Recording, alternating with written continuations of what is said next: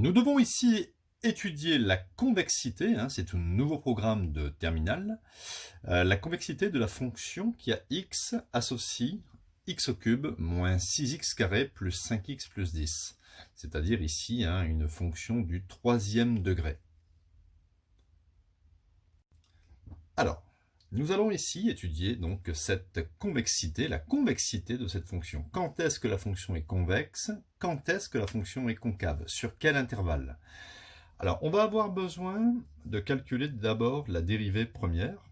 Donc, cette fonction est dérivable sur R. Elle est définie aussi sur R, parce que c'est une fonction du troisième degré. Il n'y a pas de valeur interdite. Alors, la dérivée, ce n'est pas très compliqué. La dérivée de x cube, 3x carré, moins 6 fois la dérivée de x carré, ça fait 2x. Donc, 6 fois 2x moins 12x, plus 5 fois 1. La dérivée de x, ça fait 1. 5 fois 1. Et ici, plus 10, ça fait 0. Donc voici l'expression mathématique de la dérivée première. Je vais maintenant faire la dérivée seconde. Je vais dériver la dérivée. J'obtiens donc 3 fois 2x, ça me donne 6x, moins 12 fois 1, moins 12. Donc la dérivée seconde est un polynôme ici du premier degré. Alors, je vais faire un petit tableau de signes. Alors, le signe de quoi? Donc, on va le faire comme ça à main levée.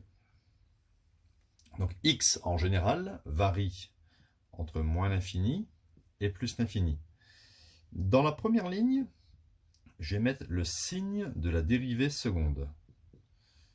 Dans la deuxième ligne, je vais mettre les variations de f'. Pas les variations de f, mais de f'. Et dans une troisième ligne, je vais mettre ici notre fameuse étude de la convexité. Alors, vous allez voir, c'est vraiment pas difficile. Je vais prendre ma dérivée seconde, donc ici 6x moins 12, je vais étudier son signe. Donc je fais une petite équation, 6x moins 12 est égal à 0, 6x est égal à plus 12, x est égal à 12 sur 6, ça fait 2. Donc, ma dérivée seconde s'annule pour x égale 2. Si je remplace 2 ici, 6 fois 2, 12, 12 moins 12, 0.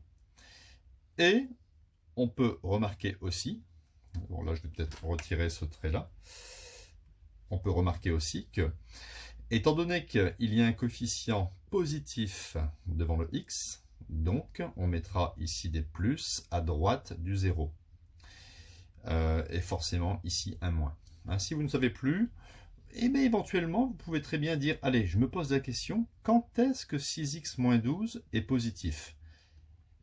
Attention, 6x moins 12 n'est pas positif. Vous vous posez la question de savoir quand il est positif.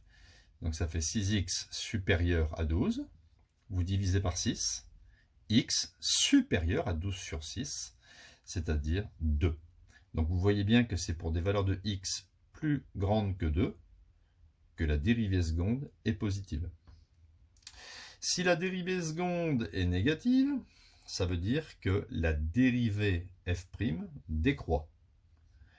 Et si la dérivée seconde est positive, ça veut dire que la dérivée première croît.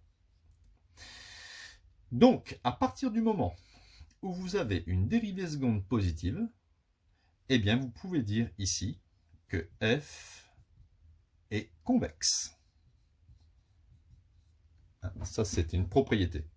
Et ici, la dérivée seconde est négative entre moins l'infini et 2. Donc, on peut dire que, ici, la fonction est concave.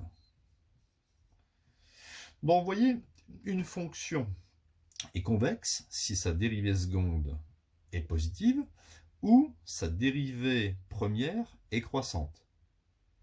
Une fonction est concave si sa dérivée seconde est négative ou sa dérivée première décroît.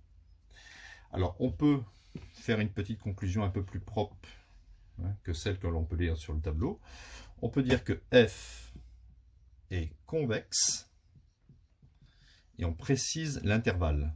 est convexe sur l'intervalle 2 plus l'infini.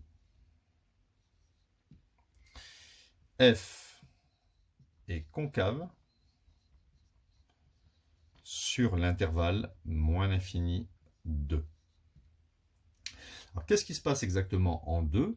En x égale 2, ça sera l'abscisse du point d'inflexion. Donc ça, c'est quand même assez important. On le verra dans un prochain exercice.